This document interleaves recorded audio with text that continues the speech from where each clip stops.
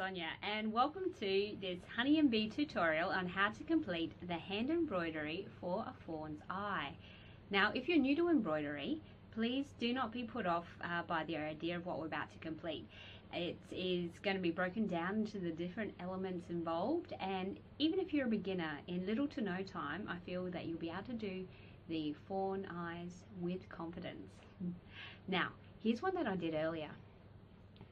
What you'll see is the different elements we're going to do. That includes the French knot, and then we've got a fairly basic stitch for the rest of the shine in the eye, and then we have the inner eye, and finally the eyelashes.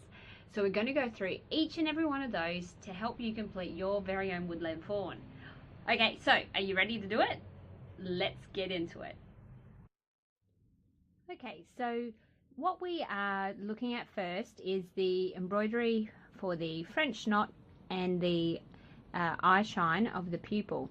Now, to start off, what I've done here is separated 3 strands from a 6-strand piece of DMC cotton, embroidery cotton, and doubled it over in half, forming a loop at the end. The significance of that you'll see in a moment. We are going to start by inserting the needle into the back of the fabric. You'll notice, of course, it's not going through to the other side. Pulling that thread through, but before it disappears, capture it with your needle and pull it nice and firm, and now you've got a secure anchor point in which to commence sewing from. Turning back to the front, and what we're going to do is insert the needle from the reverse of the fabric to the front to create the pupil eye shine and, of course, the French knot.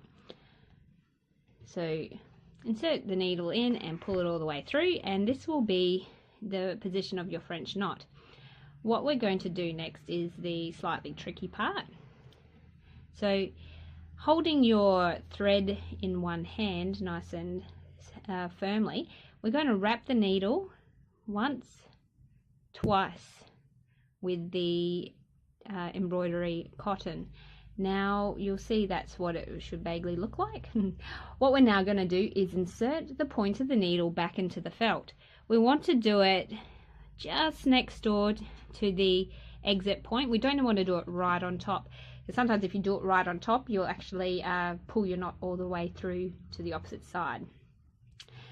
Alright, so just before we pull the needle through all the way, oh, that came undone, we're going to wrap that again, and inserting the needle.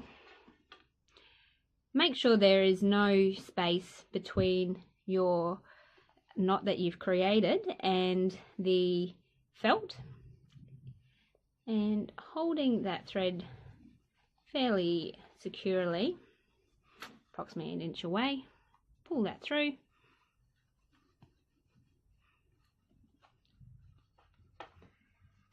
Oops.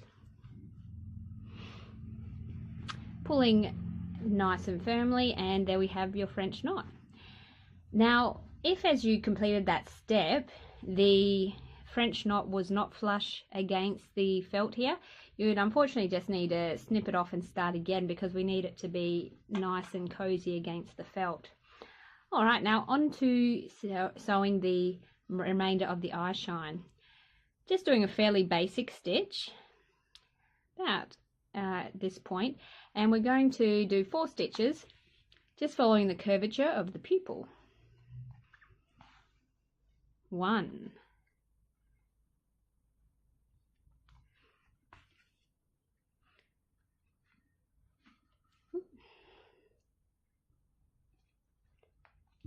2,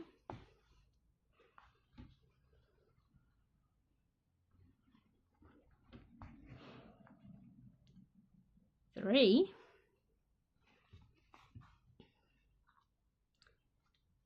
4. Now with that third one there, I'm not quite happy at the point of exit that was used, so I'm going to take the moment to undo that one and re-thread it so I can continue on in a manner I'm more happy with.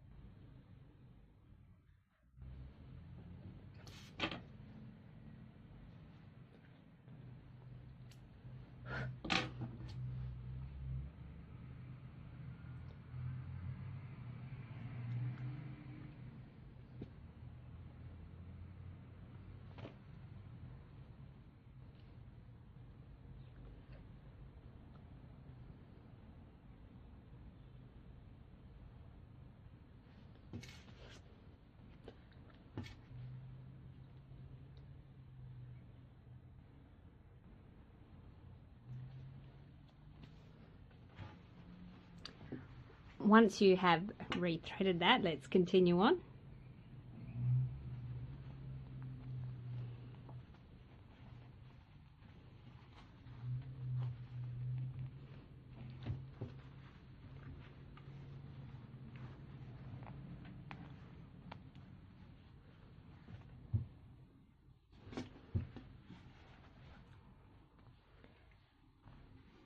Once you've rethreaded that, now let's continue on.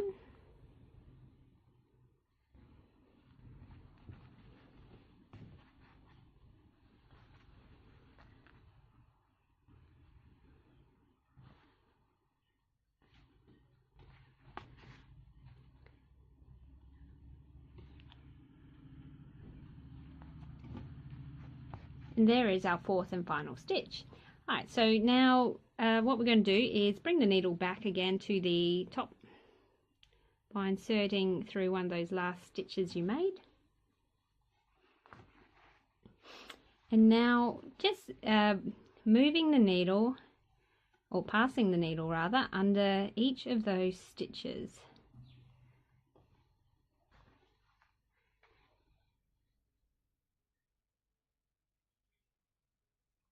One and two.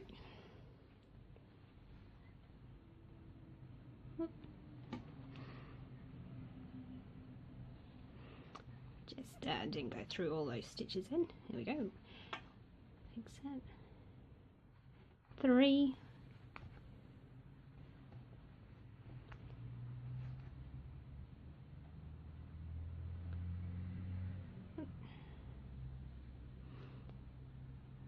And 4. Pull it, but not too tight, because you want to still maintain the curve that's happened here. And then thread that needle through that first entry point.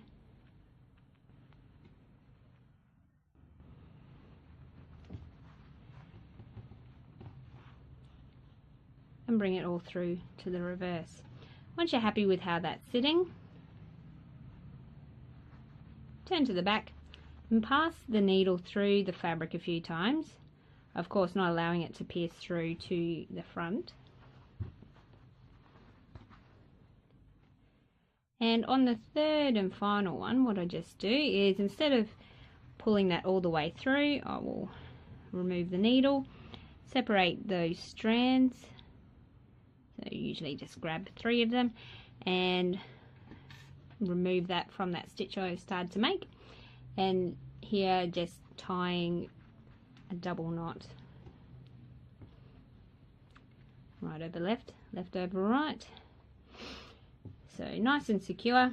And then whoops, removing the excess. Okay, so that is our eye shine. Next we're going to do the black part of the eye. Okay, so what we're going to do is start off by inserting the needle through the back of the fabric and capturing that little loop in the threads. This time I'm using 2 strands of the DMC embroidery cotton, doubled over to make 4. Alright, so we're going to start the corner of the eye, pass that needle from the back through to the front, and what I like to do is start here at the bottom,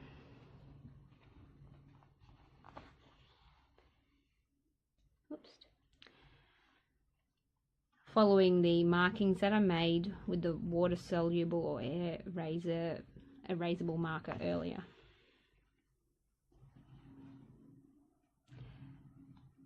So normally I will go ahead to do the top and bottom parts and proceed to fill in the empty space between.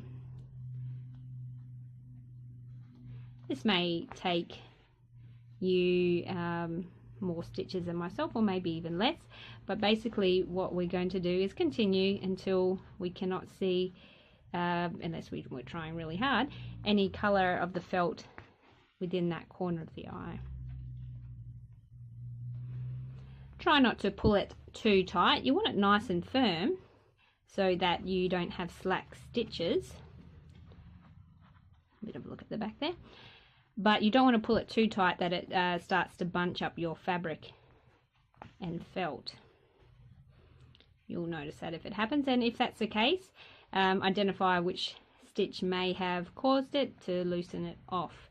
That's better, of course, if you just monitoring it along the way.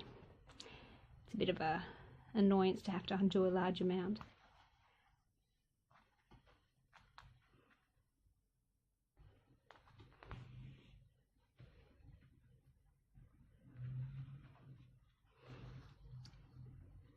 Now, as I'm passing the needle through the front and to the back of the eye markings, what I try and do is have the exit point somewhere within the stitching of that pupil, so that you can't really see it if you were to peel up the front of that felt a bit.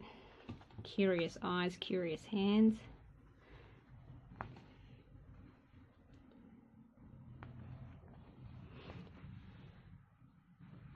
Okay, so now that I'm happy with how that's looking, I want to do the eyelashes. So normally I just pass the thread under here a bit just to keep some control over where it's sitting on the back. And what I'm going to do is the same stitching that I did for the eye shine.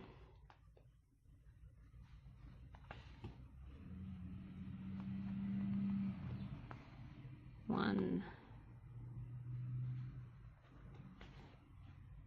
two,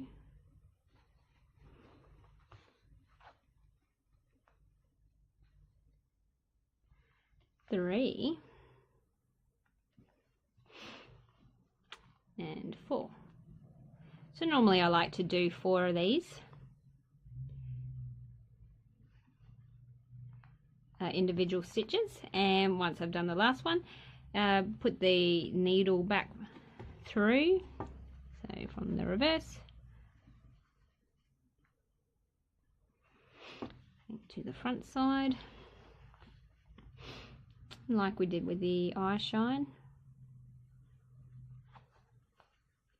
Pass the needle under the stitches.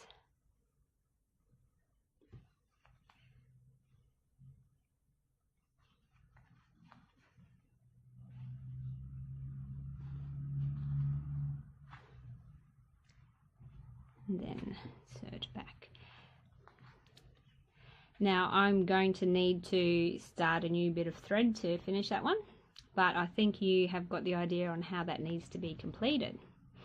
So at any time that you run out of your thread, all you need to do is finish off what you have, tie it in a knot, tie it in a bow, maybe not the bow, and then commence again with your next bit of thread.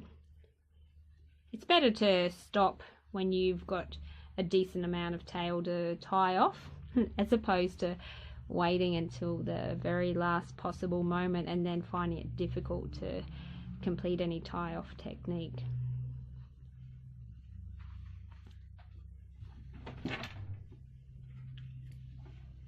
And there we have it.